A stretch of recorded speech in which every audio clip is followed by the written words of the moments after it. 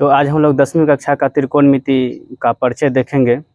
तो त्रिकोणमिति शुरू करते हैं। देखिए, त्रिकोणमिति जो है इसको अंग्रेजी में ट्राइगोनोमेट्री बोलते हैं। ट्राइगोनोमेट्री देखिए, समझिए यहाँ पे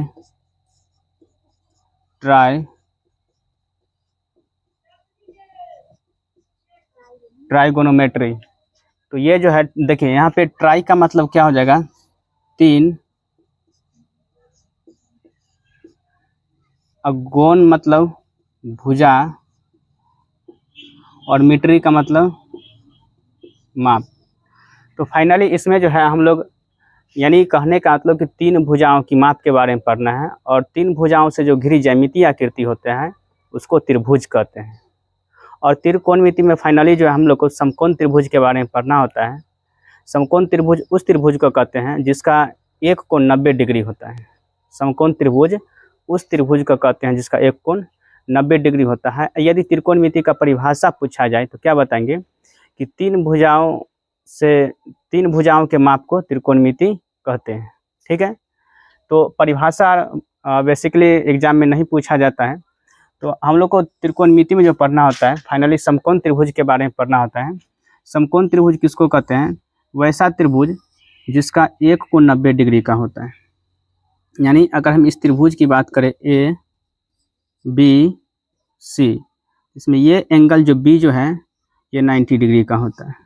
ठीक है, अब इसमें त्रिकोणमिति में समकोण त्रिभुज के बारे में पढ़ना होता है। और त्रिकोणमिति में जो निष्पातियाँ होती हैं वो 6 निष्पातियाँ होती हैं। ठीक है, ये जो भुजा देख रहे हैं इसको हम लोग परपेंडिकुलर बोलते हैं, यानी हिंदी में बात करें तो लंब बोलते हैं, और अंग्रेजी में इसको परपेंडिकुलर बोलते हैं। परपेंडिकुलर, इसको पी से डिनोट करते हैं, और हिंदी में बात करें तो इसको लंब बोलते हैं। इसको बेस बोला जाता है, इसको बी से डिनोट करते हैं, और हिंदी में आधार, और इसको हाइपोटेनियस बोला जाता है, एच से डिनोट किया जाता है, और हिंदी में कर्ण कहते हैं। यानी इस भुजा को जो ये वर्टिकल है इसको हम लोग लंब बोलते हैं, ये जो हॉरिजेंटल है इसको आधार बोलते हैं, और इसको कर्ण बोलते हैं। ठीक है, और समकोण त्रिभुज के बारे में पढ़ना होता है। समकोण त्रिभुज में जो ये एंगल है ये 90 डिग्री है, और ये दोनों एंगल ए और एंगल सी ये न्यून कोण है। न्यून कोण किसको कहते हैं? जो 90 डिग्री से छोटा होता है ऐसे एंगल को न्यून कोण कहते हैं। ठीक है, इतना समझ पाए होंगे। अब देखिए, इसमें त्रिकोणमिति में जो निष्पातियाँ होती है, निष्पातियों की संख्या 6 होती है। ठीक है, पहला जो होता है sine theta, cos theta, tan theta, फिर कॉसेक थीटा, सेक थीटा और कॉट थीटा। तो देखिए, तीनों भुजा जो है, ये तीनों भुजाओं के बीच और ये त्रिकोणमिति को जो निष्पातियाँ हैं इसमें कुछ न कुछ रिलेशन होता है। जैसे हम साइन थीटा बराबर बात करें तो साइन थीटा बराबर जो होता है P/H होता है, यानी लंब और कर्ण में रिलेशन होता है साइन थीटा बराबर। तो साइन थीटा बराबर क्या लिख सकते हैं? P/H। इसी तरह कॉस थीटा जो होता है, कॉस थीटा बराबर आधार बटा कर्ण होता है, यानी आधार को B से डिनोट करते हैं और कर्ण को H से डिनोट करते हैं, तो आधार बटे कर्ण। और टेन थीटा बराबर जो होता है P/B होता है, यानी P/B यानी लंब बटे आधार। टेन थीटा बराबर P/B।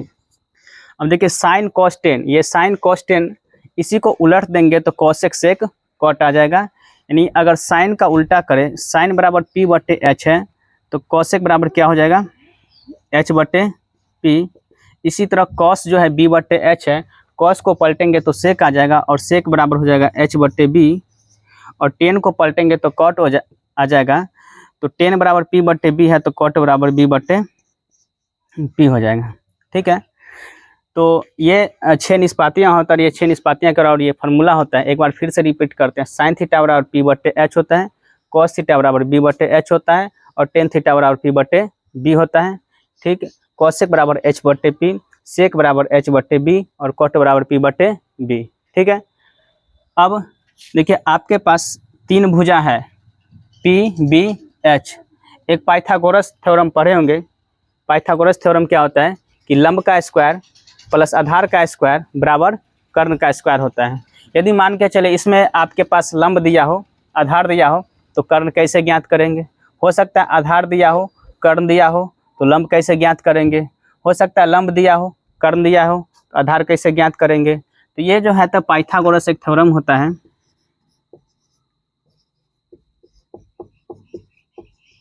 पाइथागोरस प्रमेय ये जो होता है देखिए एच स्क्वायर बराबर P square plus B square. देखिए इधर से स्क्वायर हटाएंगे तो इधर रूट चढ़ेगा, तो इसी को लिख सकते हैं एच बराबर under root P square plus B square. इसी तरह मान के चलिए आपके पास अगर पी निकालना हो तो बी और एच दिया रहेगा, ठीक है। तो हम अगर पी निकालेंगे तो पी बराबर क्या फार्मूला हो जाएगा?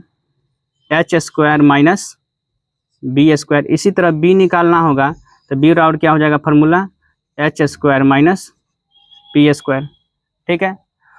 उसके बाद ये दो बेसिक चीज़ और इसमें समझना जरूरी होता है कि देखिए ये है समकोण, और समकोण के सामने का जो भुजा होता है, समकोण के जो सामने का भुजा होता है उसको कर्ण कहा जाता है।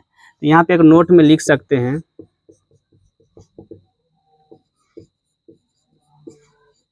कि समकोण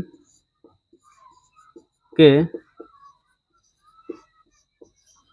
सामने की भुजा को कर्ण कहते हैं, ठीक। अब देखिए ये न्यून कोण है। न्यून कोण किसको कहते हैं? जो 90 डिग्री से छोटा होता है। और ये भी क्या है? न्यून कोण है। तो न्यून कोण की जो सामने की भुजा होता है उसको लंब कहते हैं। दूसरा नोट ये